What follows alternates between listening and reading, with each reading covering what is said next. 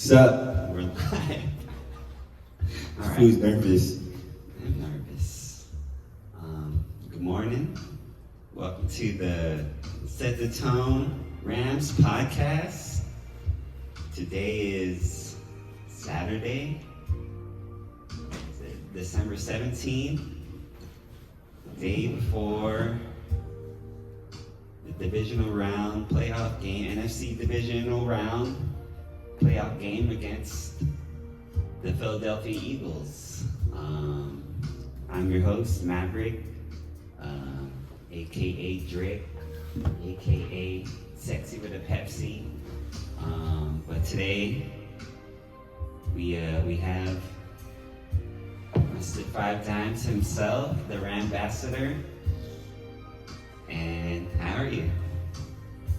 What's up? I'm good. My name is John Mark, aka Five Dimes, aka Set the Tone, aka JD. Shout out Ryan. I'm good. First of all, let's start talking about your experience in Arizona. You went to the game, wild card game in Arizona, and yeah, how's that whole experience?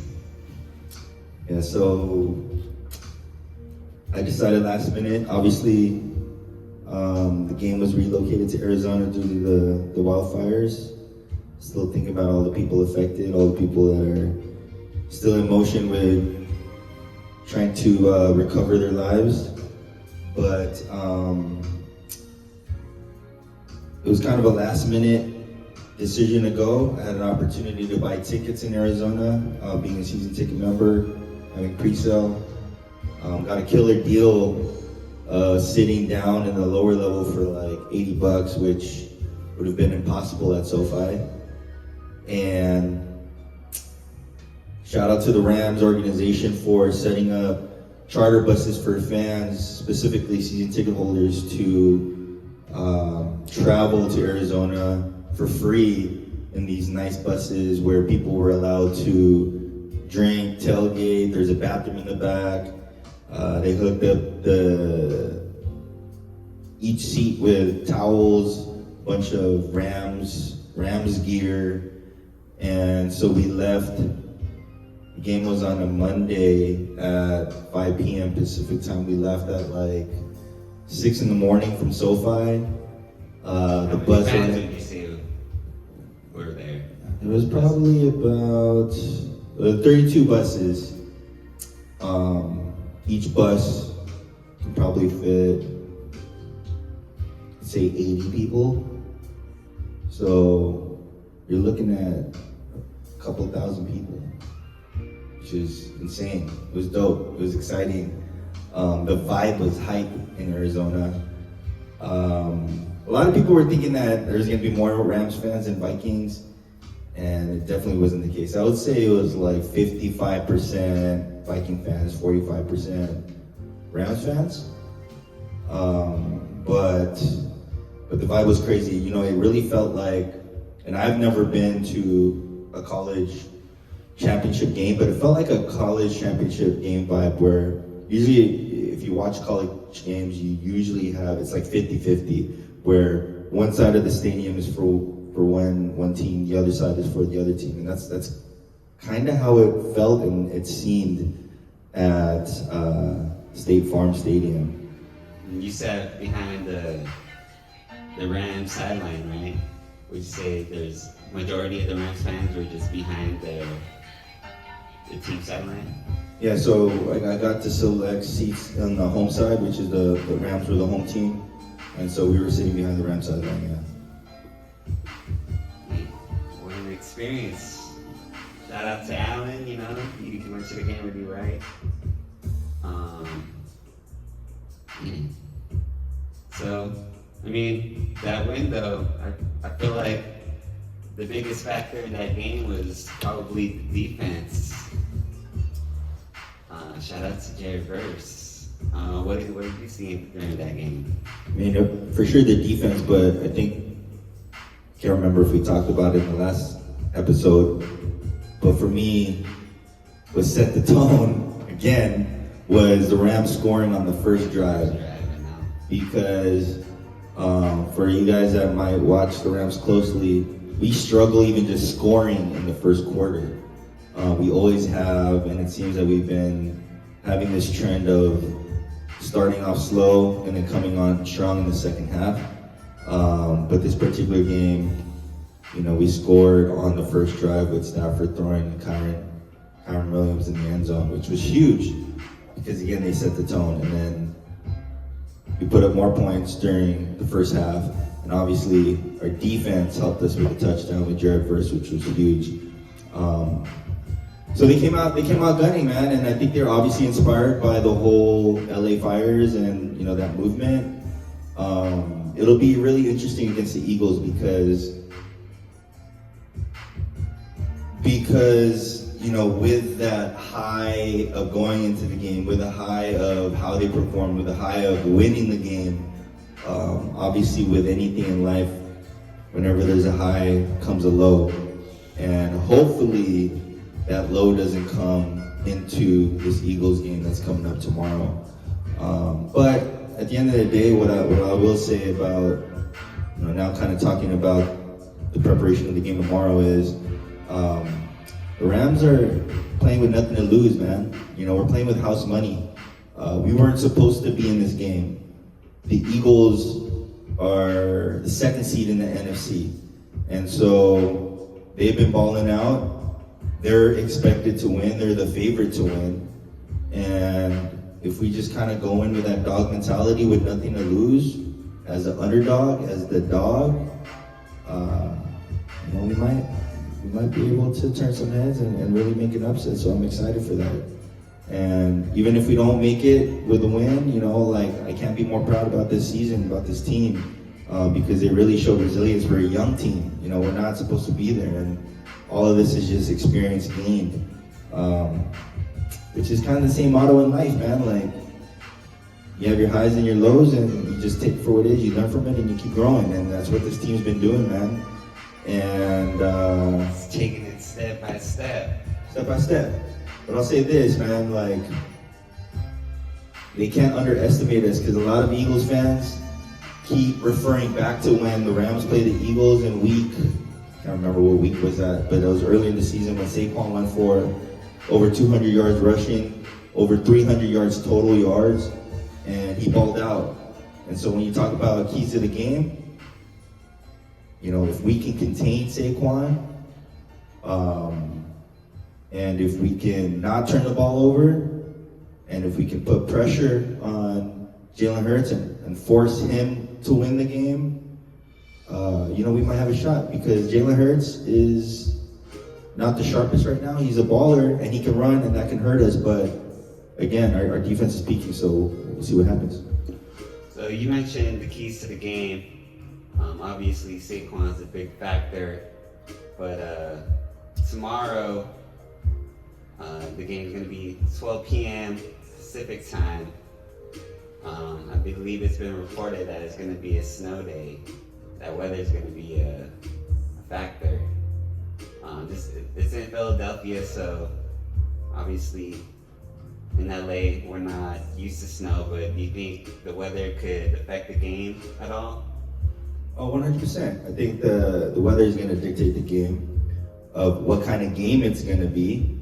And it's going to be, even, to be honest, even if it wasn't snowing, I think the style of game was going to trend that way anyways. But this game is going to be determined by the battle that's won in the trenches. And what that means for some of y'all that don't know is the Eagles have probably the best offensive line in the game. I think 4 of their players are made it to the Pro Bowl. They're the biggest, the strongest, they're the nastiest offensive line. And so what comes with the offensive line is a line that can create a great running game, that can create protection for their quarterback. But as you saw in the Minnesota game, and as you've seen all season, the Rams' defensive line has been just straight up nasty, bro. Like, they're relentless. They create pressure. And so for the rest of the defense with the linebacker, the tiers with the linebackers, and then the secondary, it's key that we lock up those players and we lock up the run game so that we can allow our D-line to try to break through that wall of that offensive line with the Eagles. So when I say it's the battle in the trenches, it's all about the defensive line on both ends for the Eagles and the Rams, and the offensive line for the Eagles and the Rams. It's important for the offensive line of the Rams to really protect Matthew Stafford, because if we can protect him, meaning prevent him from getting sacked, prevent him from getting pressured, he'll have more time to develop plays, more time to find Puka, to find Coop, to find Higbee, or whoever. And so it's all about line play, man. Whoever wins the line play, whoever dominates time of possession, I think we'll take this game, and I don't think it's going to be a high-scoring game, man. Again, I think it's just going to be a defensive battle. It's going to be a battle on running the ball and really establishing that and dominating time of possession. So my prediction is, if you look at the running game between the Eagles and the Rams, obviously the Eagles dominate that. Even us having a great running back with Kyron Williams, Saquon has been fucking lights out this season. MVP candidate, right? But, if we can contain that, not to say shut him down, because I think it's impossible to shut him down. He's too much of a baller to shut down. But contain him. Make him work. Make him work. But don't sleep on Kyron, man. If Kyron can outplay statistically Saquon, that means our O-line's working. That means we're moving the ball. We'll be able to establish shorter distances on third downs to allow Matthew Stafford to do his thing. That'll be a good sign. So, hopefully Kyron can do his thing. Hopefully the O-line can create those opportunities for him. Hopefully he holds the ball, because a motherfucker can be fumble prone sometimes, as you saw against Detroit, where he almost fumbled it. I think he did fumble it, he recovered it. And then if you look back when the Rams played the Eagles, fucking Kyron fumbled it twice, which killed our momentum. So, like I said earlier, we gotta take care of the ball, bro. Like we can't get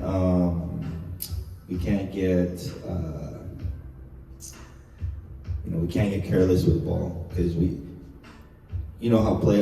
regardless of sport, football, baseball, basketball, in the playoffs, bro, every possession counts, man. You can't take those possessions for granted, because that shit's gonna bite you in the ass, bro, and teams are gonna run away with those opportunities. Yeah, for sure.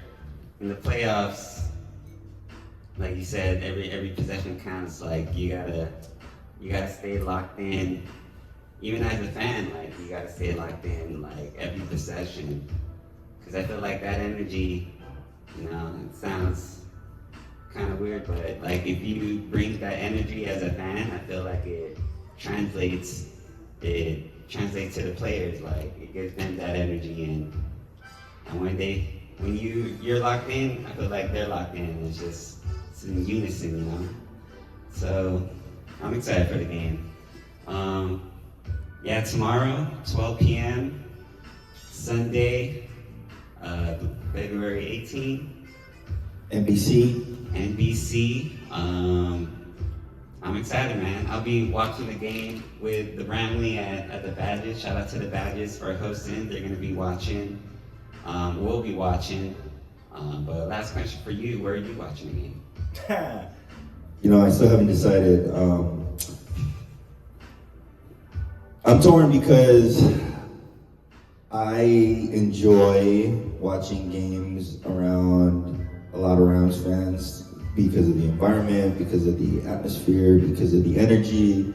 But I don't know, I'm like 50-50 where I want that, but I also want to be a hermit and just like watch by myself and just like meditate and have zero distractions and just kind of sit in peace. So it'll be a game time decision. But we shall see, man. I'm freaking excited for the game. Let me ask you a few questions real quick before we wrap this up. Number one, what are you gonna wear? What are you gonna wear tomorrow? Because me and Mav have been Rams fans now for it's about 9 years, and there's been such an evolution of Rams gear. Meaning, when the Rams came from St. Louis to LA, they came from St. Louis with their St. Louis colors at the time, which was navy and gold. And if you know, the original Rams colors from LA was more of a navy blue with yellow, and then eventually Before that is navy blue and white. White with the white. And even way before that, if you want to go before that, it was actually kind of like the USC Trojans colors, where it was like maroon and yellow. But anyways, so long story short, colors and jerseys and all that bullshit, like that's a huge part of us. We're fanatics when it comes to that. So I love it. what are you gonna wear tomorrow? What's gonna be your getup? My fit. So I believe we're wearing the white jerseys. So I'm gonna stick with the white unis, Cooper Cup, number 10. Man, I don't know if it's cold. I'm thinking about rocking I don't know what type of hat it is, but it's like one of those snow hats with the horns on the side. Yep. If it's cold, because I know it's been pretty cold lately. I know there's like what's it called? A winter. I just know it's one of the coldest temperatures in LA, surprisingly. It's coming up this weekend, I think, so even here in LA, but if it's cold, I'm gonna rock that. So how about you? Yeah, usually game days I try to mimic what the Rams are wearing. So obviously they're wearing the white threads. I'll probably get a little away and wear something similar with like blue pants or shorts with blue tights and blue socks, just to kind of look like I'm game day ready. But that's my style. Everybody has different styles. But yeah, I might wear the helmet a little bit during the game, just to kind of feel a little into it a little bit. But we'll see how the vibe goes tomorrow. Hopefully you'll be wearing that at the Badgets. So. We'll see, man. We'll see. So I'll wrap it up with this. Just kind of a pitch to Rams Nation. Obviously, with the relocation of the Rams leaving LA and then not having a football team for 20 years and coming back, our fan base, which has grown a lot in the last 10 years, it's a generational growth, right? So, and I'm sure whoever's watching this video probably knows this already, but we gotta keep building this community. If you're a true football fan, if you're from LA and you're a diehard fan and you just want to rep like this family that we're building, obviously it's more than football. It's just this camaraderie between our brothers and our sisters and our family and our kids, and being able to bond with your family with something that you're passionate about, something that you enjoy, something that you can watch on Sunday is huge. And so like I personally try to do that with my daughter Dylan, right? Like I'm a big sports guy, so like I try to influence her on the teams that I like, and at the end of the day, when she grows up, she can like whatever team she wants, and there's no hard feelings. But I do have an opportunity to plant the seed, right? To set the tone for her. And thankfully, she's been enjoying Rams Nation, and she rocks with that shit, and she'll give me a little who's house, and she'll reciprocate, right?